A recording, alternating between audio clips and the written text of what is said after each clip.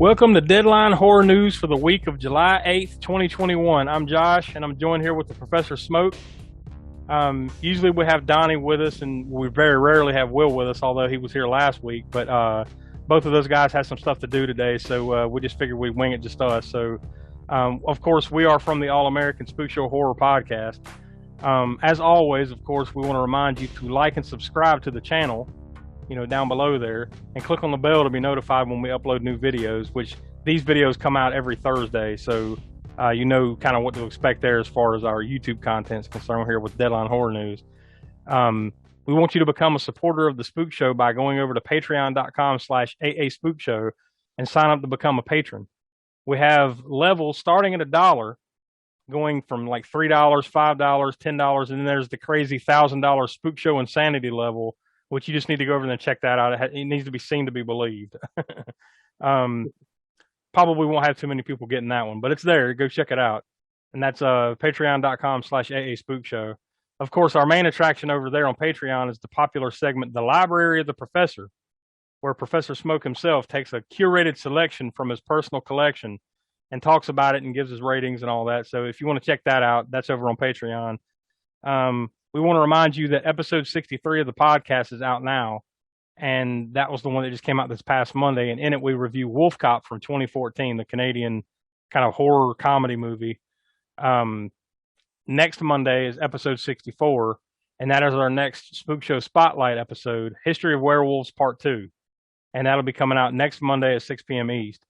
And that's kind of where we're going to continue our deep dive into werewolf mythology and kind of the first handful of werewolf films, basically in that time period leading up to The Wolfman from 1941, which we, had the episode about a few episodes ago on the podcast. So like I said, that comes out next Monday, July 12th at 6 p.m. East. So I guess we'll, with all that out of the way, we'll go ahead and dive into the deadlines of horror news. So the first thing that I guess we probably want to mention and go ahead and get out of the way here is we're mourning the passing of the movie icon, producer, director Richard Donner. He just passed away. I think he was age 91, if I'm not mistaken, right? Yeah.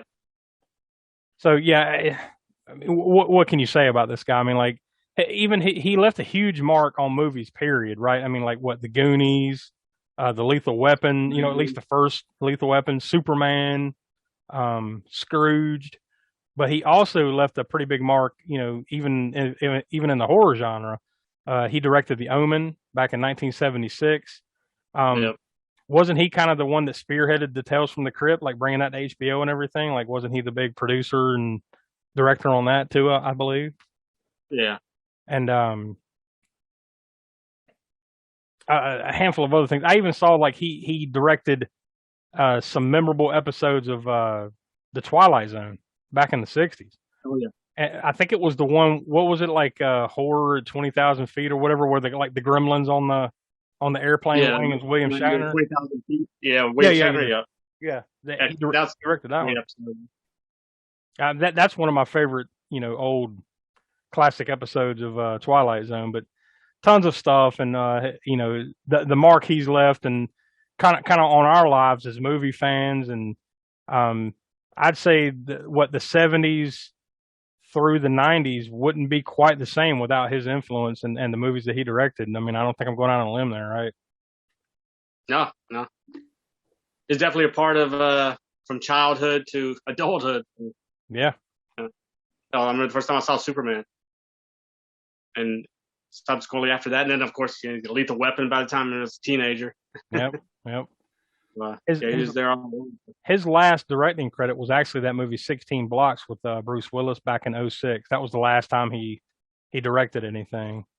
And of course, he had always been rumored to try to do the Goonies, the Goonies 2, and bring that back again, but right. I guess it just kind of never came to fruition.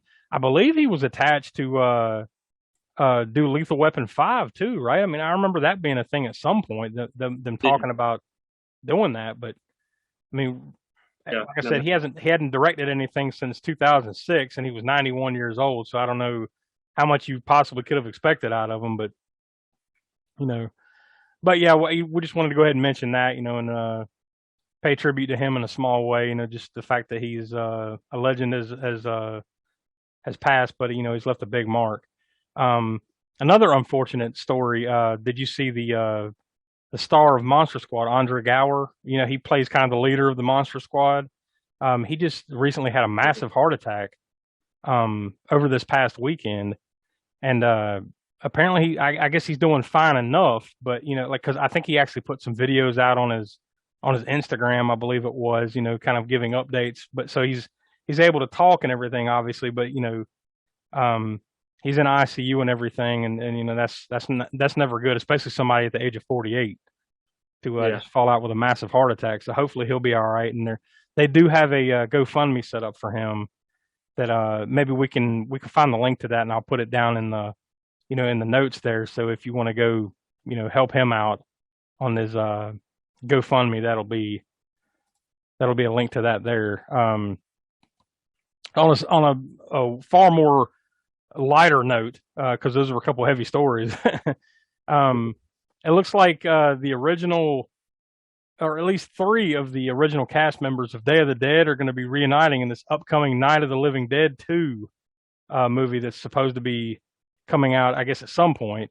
Because there was like a teaser video of basically it just shows Laurie Cardill, Terry Alexander, and Jarlath Conroy, kind of reprising their roles from Day of the Dead.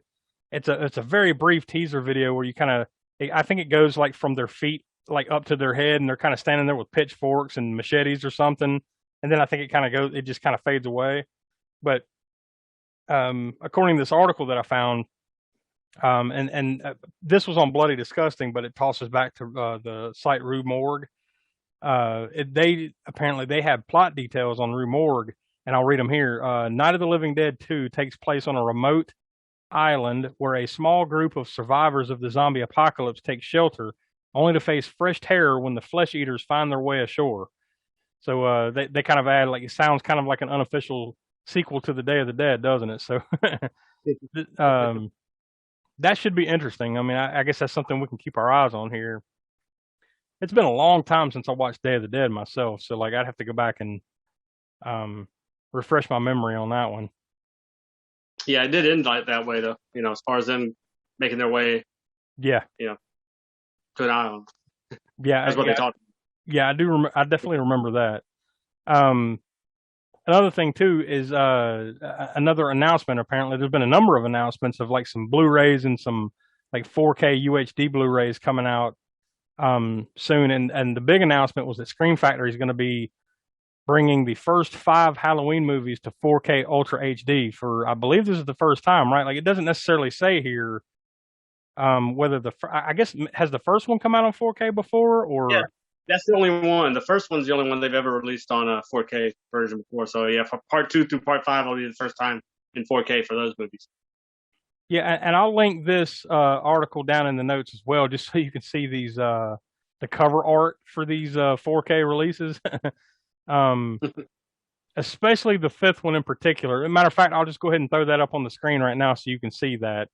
Because that one's pretty good. That's that one's worth a look. So, but yeah, apparently like these are going to be like multi-disc releases with some new material, and you're going to have the whole new 4K scans of the movie and everything. And I'm sure there'll be some new bonuses and stuff like that. And Scream Factory usually does it up pretty well. So, that's definitely one to look forward to. And there was some other ones that were coming out soon. What was it that we saw earlier? It was Elvira's Haunted Hills, right? That was going to have a 4K release. And well, I don't know if it was was that one 4K? I'm not sure if that was 4K. Maybe that one was just Blu-ray.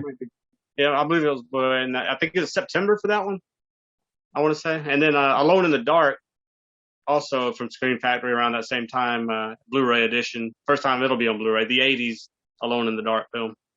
Yeah, that says Alone in the Dark Collector's Edition. That comes out September 14th. And then Elvira's Haunted Hills Collector's Edition. That is on Blu-ray September 28th. The same day as the Transformers the movie 4K Ultra HD will be released that same day. So I'll be buying that one. Yeah. So needless to say, come September and then October, our wallets are going to be a little lighter with some of these releases coming out. Because some of these are like, ones that a lot of people have been looking forward to, including a Clockwork Orange in September. I believe that's around the same time as well. I think it was September 21st on that one. So, yeah. And then apparently in November, and then very nice looking edition too. Yeah, and then I just see this in November. It looks like Mad Max 2, The Road Warrior, and Mad Max Beyond Thunderdome are going to be released in 4K on November 2nd. So, yeah, there's a ton of good, awesome releases coming up. Just to keep your eyes on, and I'm sure we'll remind you when we, here on Deadline Horror News once we get closer to when those are actually going to be released. Since I'm sure you're a lot like us in that you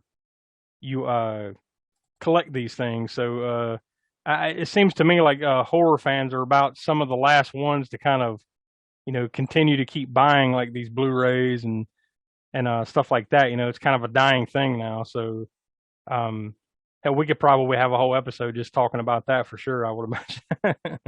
Just the dying art of physical media and everything, Yeah.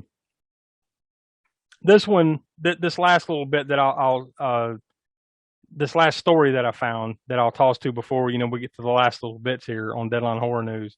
This one isn't necessarily horror related, but it reads like a damn horror movie. In Austria, there was a guy sitting on the toilet using the bathroom, 65-year-old man, and then all of a sudden he felt a tweak in the area of his genitals. He got up early in the morning to use the bathroom, and then he gets up and looks down, and there's a reticulated albino python sitting in the toilet. It has then crawled up the toilet, like the toilet hole there, and it apparently it bit him in the genitals. So, this is like everybody's worst nightmare. Sometimes when you go to use the bathroom, that maybe there's a spider or something in there or something. You never expect a reticulated python. Yeah. Apparently, like it belonged to his neighbor, and I guess the guy it got loose and I guess crawled down into the toilet and up the neighbor's pipe there, and then bit him right in the genitals when it came up, and apparently he was sent to the hospital and what they were describing as minor injuries, and that I guess this particular one, or pythons, are not venomous snakes. Yeah. So you don't want to get bit in the balls by one anyway. Yeah, I was about to say, I'm sure it hurt like a bastard, but he's not going to die from it. So yeah, it's pretty messed up, and I'll put the link to that because you can see some pictures of the from the scene there, pictures of the snake. Obviously, they don't have pictures of the injury, thank God, but there's pictures of the snake and everything. But yeah, that's like I said, that reads more like a horror movie than it is that's a nightmare, dude. That's like your worst nightmare. Like you just go to use the bathroom, and then all of a sudden there's a fucking python in the toilet. So yeah, that is no bueno. I guess I'll go ahead and run down the U.S. domestic box office from this past weekend, because it was the July 4th weekend, which is usually a pretty big weekend for the box office, although this year's way down from what it would normally be, I would suppose. But let's see, number 10, we've got In the Heights. Number 9, Zola, and that was in its first week. It made $1.2 million. Number 8, The Conjuring, The Devil Made Me Do It. That's in its fifth week, made $1.2 million. So far, that's got a total of $62.5 million. Number 7, Peter Rabbit 2, The Runaway. Number 6, Cruella.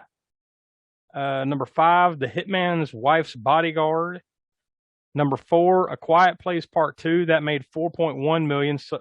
So in its sixth week, it has made $144.3 million. So obviously far more successful than the latest Conjuring installment, but both of them pretty highly anticipated. But clearly, Quiet Place has won the battle.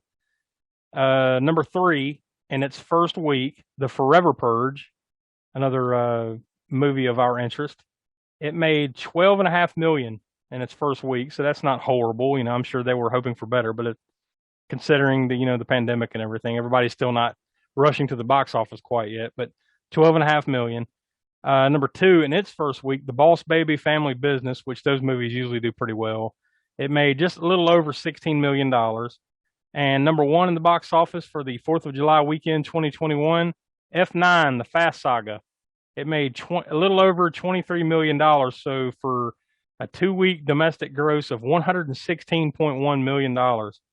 And I think we mentioned it last week. Like I saw something where like internationally that movie's already raked in like some stupid amount of money. So some of the new horror releases coming out over the next this Friday and then into next week.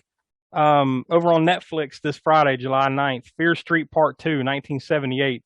Have you watched the first part of that yet? Not yet. You? Did you? No, I want to, just haven't had the chance to sit down and watch it yet. I think that came out last Friday. I've heard good things though, so and probably knowing the way it is with me, like I'll get to it when the third one comes out, and then I'll watch it like a month from now, you know, because I think it's every week. Like I think it was last week, and then you got the one this Friday, and the third part I think is next week, if I'm not mistaken. So that looks pretty cool. Meander this Friday comes out on VOD, video on demand. That one looks interesting. I think it's a French movie. And the brief synopsis says a woman finds herself locked in a series of strange tunnels full of deadly traps. It looks interesting. So that is on video on demand this Friday, the 9th. Also this Friday, The House Next Door, Meet the Blacks Part 2 will be on video on demand. And then a movie called Dakra as in limited release Friday, the 9th. Then next, what is the 12th? That's next Monday, the 12th, on Paramount Plus, A Quiet Place Part 2. Debuts on Paramount Plus. Then the next day, the 13th, so that's next Tuesday, Queen of Spades is released on Blu-ray, and then Separation comes out on DVD. So that's next Tuesday's big DVD and Blu-ray horror releases. And then next Wednesday, the 14th, the last one I'll mention is a movie called A Classic Horror Story. I saw something about this briefly. Apparently, this might be right up your alley, Smoke, because it's an Italian horror movie. So. Yeah. You don't get too many of those these days. Let me see, because I forgot to pull it up. Let me do it real fast. The synopsis for that. It is, in this gruesome suspense film, strangers traveling in southern Italy become stranded in the woods where they must fight desperately to get out alive. And the poster is pretty cool looking too. So that comes out on Netflix on July 14th. So that's next Wednesday. So those are the things to keep your eye on coming up soon. And then the last thing that I'll mention here before we sign out are the horror anniversary dates. What did I say? The 12th? That's next Tuesday, right? Should have kept the damn calendar up. Yeah. No, I'm sorry. That's next Monday. Next Monday, July 12th, you got 3 separate anniversaries. It is the anniversary of the death of Lon Chaney Jr. He died July 12th, 1973. It is also the death date of composer James Bernard. He died July 12th, 2001. And then it is also the birthday of director Todd Browning. He was born July 12th of 1880. So, needless to say, Todd Browning is probably no longer with us anymore, but his birthday will be next Monday. So I found it interesting that all 3 of those anniversaries all fell on the same day, next Monday. So, I guess that's pretty much it for Deadline Horror News. I mean, did you have anything you wanted to add before we close up shop here for this week? No, I think we covered it pretty good. Other than I know for the box office next week, we'll probably be talking about Black Widow. Oh, yeah, because that comes out Friday. You're right, yeah. Yeah. I would imagine that'll be the first, other than maybe the F9 or whatever, that'll probably be the first real break the box office movie that will come out this year. Yeah, I kind of forgot about that one. So yeah, that'll be interesting to see what the numbers are for that next week. So, all right, I guess that's it for this week. So for Will and Donnie, who couldn't be with us, and for the Professor Smoke, I'm Josh, and we are the All-American Spookshow Podcast. Make sure to check out An American Werewolf. No, I'm sorry, that's the next week. What is next week? History of Werewolves Part 2, the Spookshow Spotlight episode. That'll be Monday. Next Tuesday, the new Patreon video, and then come back here next Thursday for the next installment in Deadline Horror News. So we'll see you then. Later.